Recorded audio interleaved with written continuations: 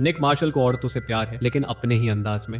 एक शोगर्ल माँ की गोद में पले बढ़े, उनका बचपन बैक स्टेज के ड्रेसिंग रूम्स में बीता, जहां वो आधी कपड़ों वाली औरतों से घिरे रहते थे। उनकी माँ के लिए उनसे बढ़कर कुछ नहीं था और वो जल्दी ही डांसर्स की लकी चार्म बन गए। बचपन से ही निक को औरतों का अटेंशन मिला, जिसने उन्हें एक बेशर्म लेडीज मैन बना दिया।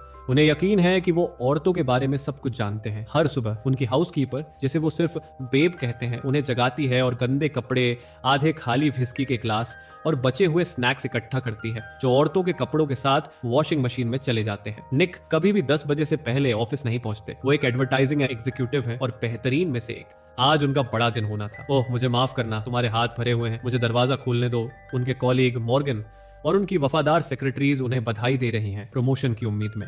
निक अपने बॉस डैन वानामेकर के ऑफिस में प्रवेश करते हैं, सेलिब्रेट करने के लिए तैयार। लेकिन प्रमोशन के बजाय डैन एक कर्व बॉल देते हैं। अब कंज्यूमर सेल्स में औरतों का दबदबा है और इसका मतलब है कि क्रिएटिव डायरेक्टर की पोजीशन जो निक को मिलनी चाहिए थी, एक औरत को मिलेगी। हाल ही में एडवर्टाइजिंग की शार्क डार्सी मैगवायर ने अपनी पुरानी नौकरी छोड़ दी है, जिससे वो इस रोल के लिए परफेक्ट कैंडिडेट बन गई है। निक को यह बात बिल्कुल पसंद नहीं आती, लेकिन वो कुछ नहीं कर सकते सिवाय इसके कि सही मौके का इंतजार करें और डार्सी को पछाड़ कर उसकी जगह ले लें। इस अनप्लेजेंट कॉन्वर्सेशन के बाद निक अपनी एक्स वाइफ वॉल्टे की शादी में जाते हैं। वहां उन्हें एक और सरप्राइज मिलता है। जब 12वीं और उनके नए हस्बैंड हनीमून पर जाते हैं तो निक की 16 साल की बेटी एलेक्स उनके साथ रहने आती है। उनका रिश्ता बिल्कुल भी अच्छा नहीं है और न तो निक और न ही एलेक्स इस नए लिविंग अरेंजमेंट को लेकर एक्साइटेड है। जब निक ऑफिस वापस लौटते हैं, डैन टीम को उनकी नई बॉस डार्सी मैगवायर से मिलवाते हैं। डार्सी बिना समय गनवे कंट्रोल संभालती हैं और हर एम्प्लॉई को विमेन प्रोडक्ट से भरे बॉक्सेस देती हैं, जिसमें नेल पॉलिश से लेकर पैंटी होज तक सब कुछ है। हर एम्प्लॉई को अगली सुबह तक इन प्रोडक्ट्स में से किसी एक या सभी के लिए मार्केटिंग स्ट्रैटेजी बनानी है।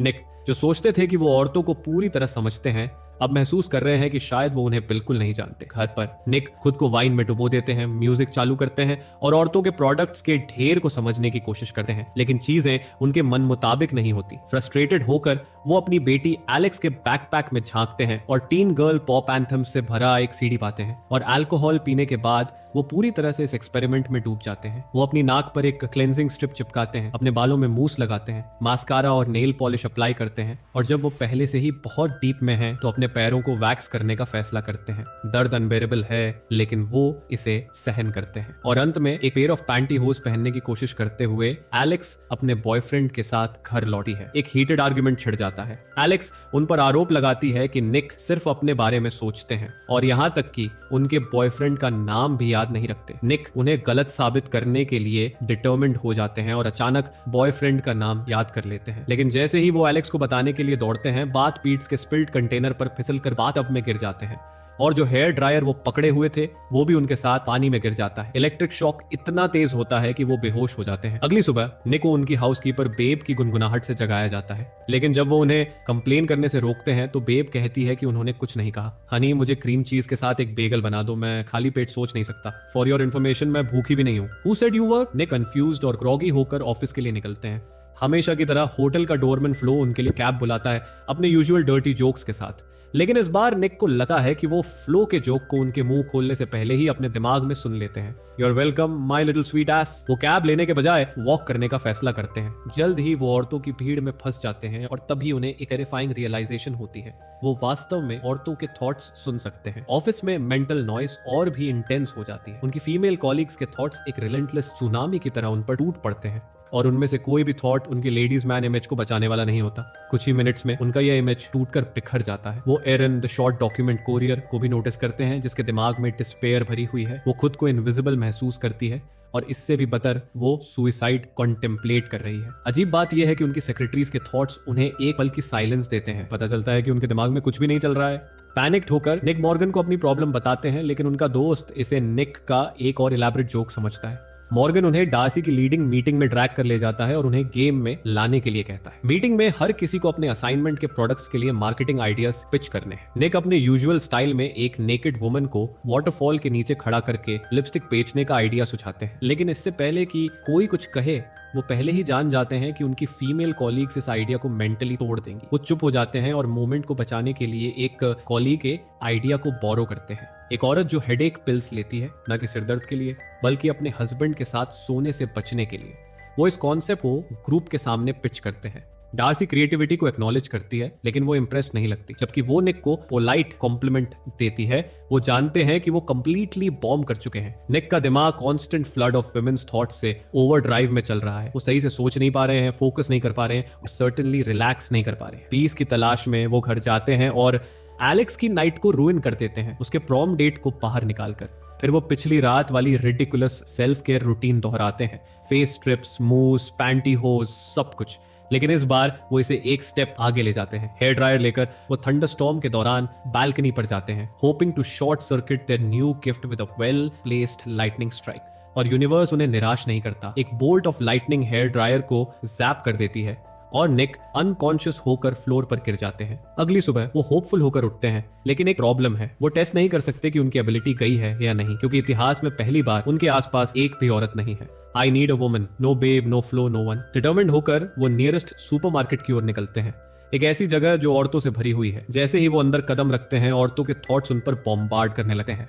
एबिलिटी अभी भी वही है।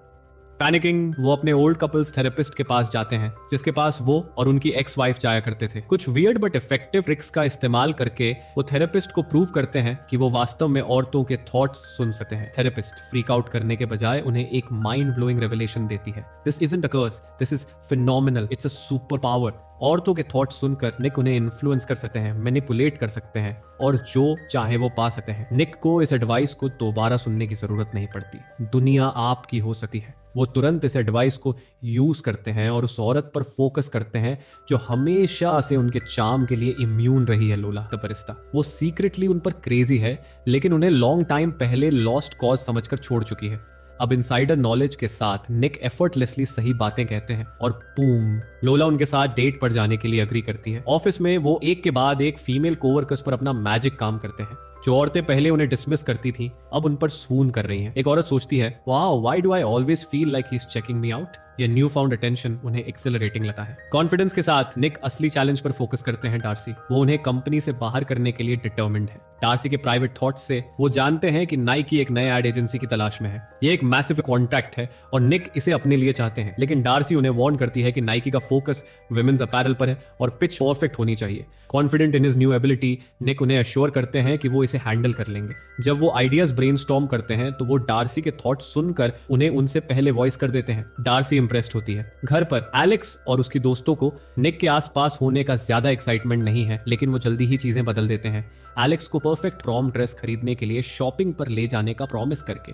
उसी शाम निक लोला के साथ अपनी डेट पर मिलते हैं। चीजें स्मूथ चल रही हैं, लेकिन जब वो लोला के घर पहुंचते हैं तो प्रॉब्लम होती है। वो उसके हर थॉट को सुन सकते हैं और no matter how attractive she is, concentrate करना इम्पॉसिबल हो जाता है जब उसका दिमाग एक मिनट में 1000 थॉट्स चला रहा हो। लेकिन निक चैलेंज से पीछे हटने वाले नहीं है। वो मोमेंट को स्लिप होने देने के बजाय अडेप्ट करते हैं, एग्जैक्टली वही करते हैं जो लोला चाहती है। Result absolute fireworks. लोला स्पीचलेस और कंप्लीटली सैटिस्फाइड हो जाती है और पहली बार निक को एक औरत को ट्रूली प्लीज करने का एक्सपीरियंस होता है। नाइकी कॉन्ट्रैक्ट को लैंड करने के लिए डिटर्मिन्ड, निक अपनी एबिलिटी को हर जगह यूज करने लगते हैं। औरतों की डीपेस्ट डिजायर्स को अपील करने के लिए अपने अप्रोच को फाइन ट्यून करते हैं। यहाँ तक कि वो कोवर्कर्स जो पहले उन पर आंखें घुमाती थीं, अब कंप्लीटली चार्म्ड हो चुकी है। लेकिन कुछ अनएक्सपेक्टेड होता है। डार्सी के साथ क्लोजली काम करते हुए निक उनकी एडमायर करने लगते हैं।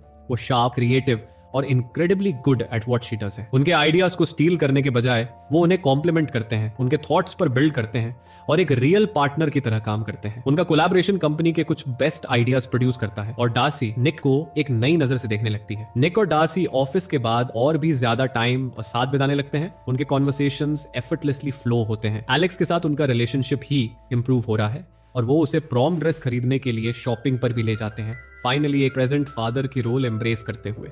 जब वो उसे ड्रेस चुनने में हेल्प कर रहे होते हैं तो वो एलेक्स का एक थॉट सुनते हैं जो उन्हें ठिठका देता है। एलेक्स ने तय किया है कि वो प्रॉम के बाद अपने बॉयफ्रेंड के साथ सोएगी। Determined to be a responsible parent, वो उसे इस बारे में बात करने के लिए बैठाते हैं, लेकिन एलेक्स अनइम्प्रेस्ड होकर उन्हें शट डाउन कर देती है। उसकी माँ ने पहले ही सब कुछ कवर कर लिया है और उसे निक के सडनली केयरिंग डैड बनने की जरूरत नहीं है। फ्रस्ट्रेटेड निक इवनिंग को टीवी के सामने सल्किंग में बिताते हैं। जैसे ही वो सेटल हो रहे होते हैं, डार्सी कॉल करती है और इम्पल्स में वो उन्हें ड्रिंक्स के लिए इनवाइट कर देते हैं। कॉकटेल्स के साथ डार्सी अपने डिवोर्स के बारे में खुलती हैं, एक्सप्लेनिंग कि यही वजह थी कि उन्होंने अपनी पिछली नौकरी छोड़ दी। वो और उनका एक्स हस्बैंड साथ काम करते थे और उनके स्प्लिट के बाद एक ही वर्क प्लेस में रहना अनबेरेबल हो गया था। रात एक गुड नोट पर खत्म होती है एक किस के साथ। डार्सी हेजिटेट करती हैं, निक को अपने घर इनवाइट करना चाहती हैं, लेकिन वो अननोइंगली उन्हें कुछ कहने से पहले ही कट ऑफ कर देते हैं। घर लौटते ही निक को एक अनएक्सपेक्टेड विजिटर मिलता है, लोला। 6 दिनों से वो बेचैन थी, उनके कॉल का इंतजार कर रही थी। कंफ्यूज्ड और अपसेट कि उन्होंने कांटेक्ट नहीं किया, उसके थॉट्स में वो इसका मतलब निकाल रही थी। आखिरकार वो इस नतीजे पर पहुंचती है कि Nick must be gay. You talk to me like a woman, you think like a woman, Nick admit it, you are totally and completely gay. उसके लिए यही एक एक्सप्लेनेशन थी जो सही लगती थी। No straight man could possibly understand a woman so well. उसके दिमाग में वो प्लीड कर रही थी कि निक बस एडमिट कर दें ताकि वो मूव ऑन कर सके। निक सिचुएशन से बाहर निकलने का इजी वे देखकर उसके असम्पशन को कंफर्म कर देते हैं, letting her walk away satisfied with her own theory. I am gay. Office में निक फिर से एरन के थॉट्स सुनते हैं। वो अभी भी इनविजिबल महसूस कर रही है। क्यूरियस, वो सेक्रेटरी से उसके बारे में पूछते हैं और जानते हैं कि वो एक बार कॉपीराइटर बनने का सपना देखती थी। उसने कंपनी में पोजीशन के लिए अप्लाई भी किया था, लेकिन उसका एप्लीकेशन निक ने ही डिसमिस कर दिया था। बाद में लॉन्ग अवेटेड नाइकी प्रेजेंटेशन होती है। डार्सी इंसिस्ट करती हैं कि निक को ही प्रेजेंटेशन डिलीवर करनी चाहिए, भले ही वो उन्हें कन्विंस करने की कोशिश करते हैं कि ज्यादातर आइडियाज उनके हैं। प्रेजेंटेशन फ्लॉलेसली होती है और नाइकी थ्रिल्ड हो जाता है। उसी रात गिल्ट निक को खाए जा रही है। वो डार्सी को मैसेज लिखना शुरू करते हैं, कन्फेस करने के लिए कि उन्होंने उनके आइडियाज चुराए हैं। लेकिन इससे पहले कि वो मैसेज सेंड कर पाए, डार्सी उनके दरवाजे पर आ जाती है, अपने नए अपार्टमेंट में इनवाइट करती हैं। वो शाम साथ बिताते हैं और भी क्लोज हो जाते हैं। अगली सुबह विक्टोरियस फील करते हुए निक ऑफिस पहुंचते हैं, लेकिन अनएक्सपेक्टेड न्यूज से ब्लाइंड साइडेड हो जाते हैं। नाइकी कॉन्ट्रैक्ट साइन करने के लिए एग्री कर चुका है, लेकिन डैन ने डार्सी को फायर कर दिया है। शॉक्ड निक आर्ग्यू करते हैं कि कैंपेन की सक्सेस का क्रेडिट डार्सी को जाता है, लेकिन डैन रिकंसिडर करने से इनकार कर देते हैं। Determined to set things right, Nick Darcy को ट्रूथ बताने के लिए रश करते हैं, लेकिन रास्ते में एक और क्राइसिस सामने आती है। एरन ऑफिस नहीं आई है और उसकी कोई खबर नहीं है। एक सिंकिंग फीलिंग उन्हें घेर लेती है। वरीड की कुछ गलत हो गया है, वो चाइना टाउन में उसके अपार्टमेंट की ओर निकल पड़ते हैं। अनफेमिलियर स्ट्रीट्स में वो एक आइंड एल्डरली चाइनीज वुमन से डायरेक्शंस पूछते हैं और एरन के अपार्टमेंट तक पहुंचते हैं।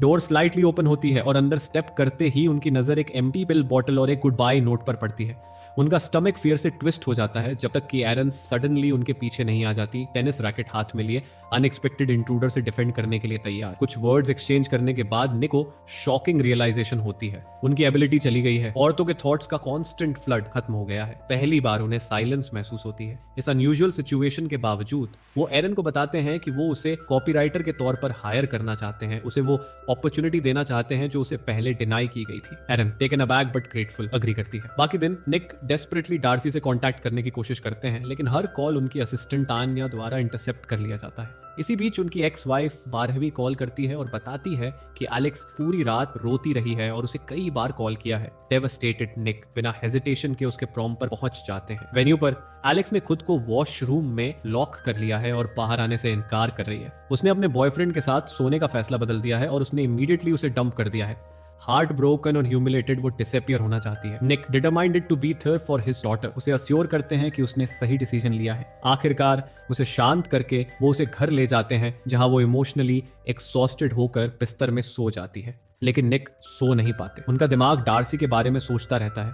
वो थिंग्स राइट करना चाहते हैं। रात के बीच में वो उसके अपार्टमेंट के बाहर खड़े होते हैं। जब वो डोर खोलती है तो वो होल्ड बैक नहीं करते। वो सब कुछ कन्फेस करते हैं कि उन्होंने उनके आइडियाज यूज किए, उन्हें कंपनी से बाहर करने की कोशिश की और कि उनकी एम्बिशन ने उन्हें सही काम करने से रोका। और कहीं ना कहीं इस प्रोसेस में वो डार्सी से प्यार करने लगे हैं। निक वो आदमी नहीं है जो अपनी मिस्टेक्स एडमिट करते हैं, लेट अलोन अपने दिल की बात कहते हैं, लेकिन वो डार्सी के सामने वो अपने हार्ट को खोल देते हैं। उनसे वापस आने के लिए कहते हैं, न सिर्फ कंपनी में बल्कि उनकी लाइफ में भी। डार्सी उनकी सिंसेरिटी को देखती है। वो समझ जाती है कि अपनी लाइफ में पहली बार निक किसी को चार्म करके प्रॉब्लम से बाहर निकलने की कोशिश नहीं कर रहे हैं। वो बदल चुके हैं और शायद पहली बार उन्हें किसी और से ज्यादा सेविंग की जरूरत है। यह जानकर कि वो भी उनसे प्यार करती हैं, वो उन्हें फॉरगिव करने का फैसला करती हैं। जैसे ही वो उन्हें किस करने के लिए पुल करती हैं, निक बिना हेजिटेशन के रिस्पॉन्ड करते हैं, उस मोमेंट को सील करते हुए जो बहुत समय से आ रहा था।